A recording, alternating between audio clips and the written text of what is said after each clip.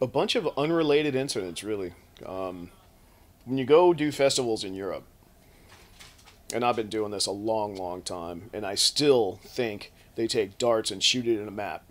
And so you're going here, you're going here, you're flying 3 flights to get here, and after you get your luggage, you got to play in an hour. Just horrible, horrible ways to to try to do what you got to do, what people have paid to see, and want to give them the show. But mother, it's tough. So this one place, let's say I don't even know where we were. Let's say we're in Munich. The festival was 3 hours out of town, so we're staying in Munich. We get in like a passenger van in Europe, which is smaller than ours, which they're all uncomfortable. But we're in there, and I'm just I had enough of traveling that day, and I'm just in the back seat, just thinking hateful thoughts. I said I should write down some lyrics. So I got out my phone. I got lots of lyrics on my phone, and I wrote pretty much 90% of When the Stillness Comes.